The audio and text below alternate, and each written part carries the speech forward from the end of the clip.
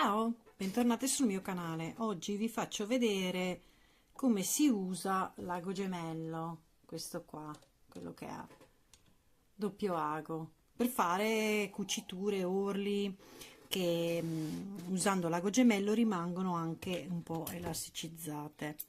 Allora, si infila prima di tutto, si mette l'ago gemello, poi si infilano entrambi gli aghi con lo stesso filo, quindi si devono avere due bobine più quella sotto.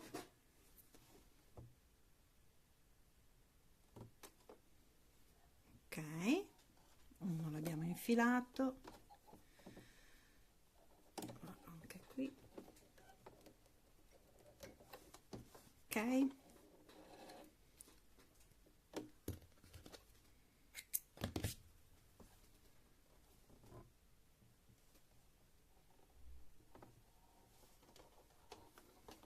bene.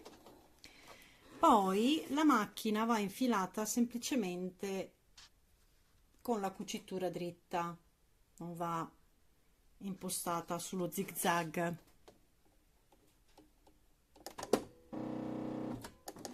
Ok, tiriamo sul filo.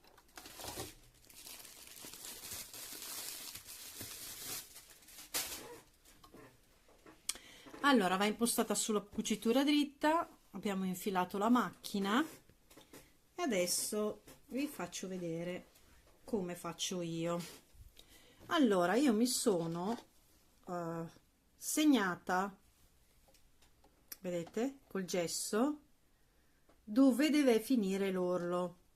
La parte non l'ho tagliata, quella in eccesso, non l'ho ancora tagliata, perché io semplicemente prima mi prendo il segno, poi piego il tessuto sul segno del gesso.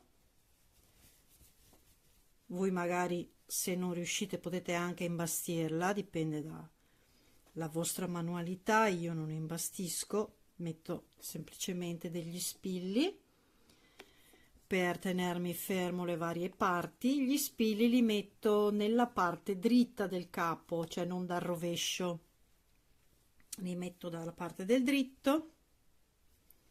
Ok,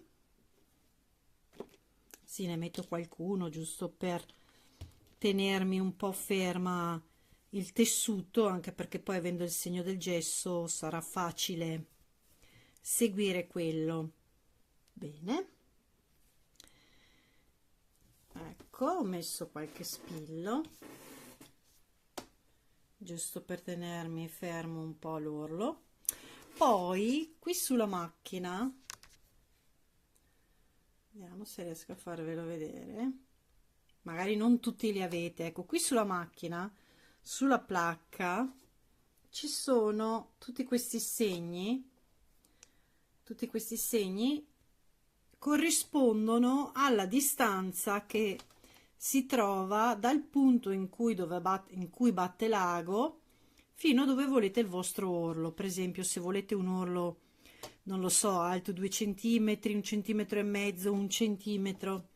Poi aspettate che io in questo caso devo fare l'orlo della manica, quindi imposto la mia macchina col braccio libero, vedete, così qui io posso far girare tranquillamente la mia manica.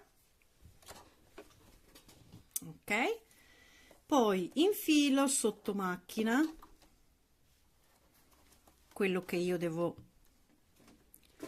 cucire.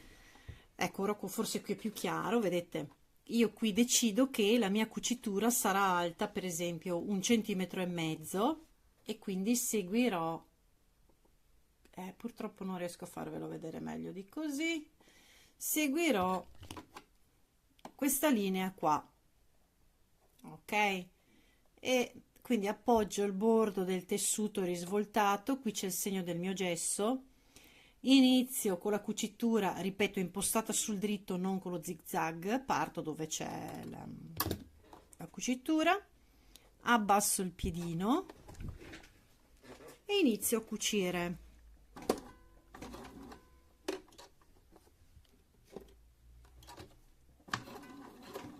Vedete? Io seguo, qui è dove c'è il segno, qui c'è il segno del mio gesso e questo è il segno che ho sulla mia macchina, e faccio una cucitura dritta.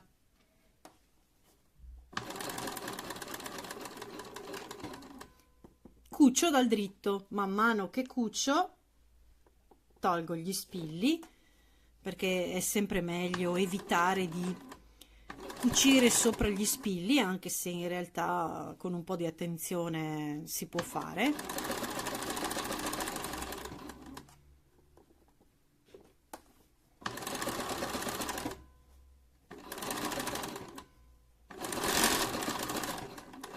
La mia macchina è un po' rumorosa oggi perché devo oliarla. Ed eccomi qua, arrivo alla fine della cucitura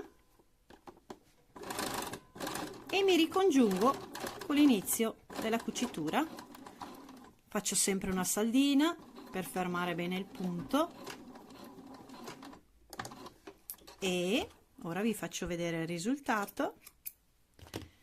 Quindi questo sarà il dritto della cucitura, poi vi farò anche delle foto che magari sono più visibili, e questo è il rovescio della cucitura. Eccolo qua, vedete, lui ha fatto in automatico, nella parte del rovescio ha fatto in automatico lo zig zag e nella parte dritta invece ha fatto la doppia cucitura, vedete? E questa cucitura è una cucitura tendenzialmente elastica. Chiaramente dovete acquistare l'ago per tessuto stretch. Io ho questo, in questo caso ho impostato questo qua che è proprio per tessuti stretch, e questo è il risultato. Poi una volta cucito ovviamente devo eliminare tutta la parte che ho risvoltato sotto e andrò a rifilare. Taglio via tutto l'eccesso che ho perché non mi serve. Vado a ritagliare facendo attenzione a non tagliare anche l'orlo. Devo far sistemare questa forbice, vedete? Ecco qua, io la giro dal dritto, vediamo se riesco a fare un'inquadratura che si capisca bene. Questo non c'entra. Io giro dal rovescio e vado a tagliare cercando di stare vicino alla cucitura che ho appena fatto,